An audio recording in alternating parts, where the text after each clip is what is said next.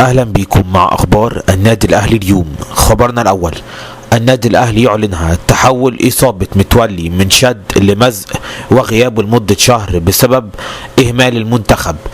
أكد النادي الأهلي على أن إصابة متولي في البداية كانت شد كانت هتخليه يغيب من أسبوعين إلى 3 أسابيع، ولكن إهمال المنتخب جعل اللاعب يتدرب وهو مصاب بشد، مما جعله يتحول إلى مزق خفيف، لذا فترة الغياب ستطول من 3 أسابيع إلى 4 أسابيع، يعني شهر ويرجع محمود متولي، وبالتالي سيغيب عن لقاء المقاولون العرب في كأس مصر يوم 27 نوفمبر.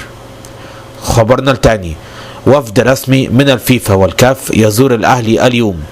هناك وفد من الفيفا والكاف سيزور النادي الأهلي اليوم الأربعاء. هذه الفترة تشهد دور الدبلوم من جانب الفيفا في القانون والمنازعات الرياضية. هذه الدورة افتتحت من قبل الأمين العام للفيفا فاطمة سمورة بالقاهرة، ويحضرها مسؤولين في الجانب التنفيذي سواء من الكاف أو الفيفا. وفي ختام هذه الدبلومة سيقوموا بزيارة النادي الأهلي. خبرنا الثالث: الأهلي يحصل على راحة سلبية ابتداء من اليوم. يحصل لاعبي النادي الأهلي على راحة سلبية بداية من اليوم الأربعاء وحتى يوم الأحد القادم، على أن يعود الفريق للتدريبات يوم الاثنين القادم.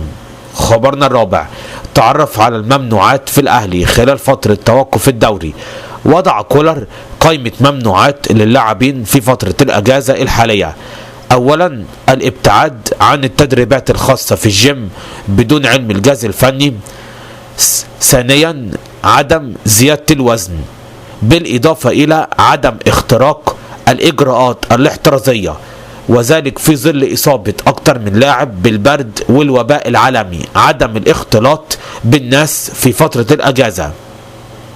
خبرنا الخامس: اليو ديانج يتعافى من إصابته. رسميا تعافى اليو ديانج من إصابته، وبعد انتهاء الأجازة سيكون اليو ديانج جاهز للمشاركة مع الفريق في المران الجماعي.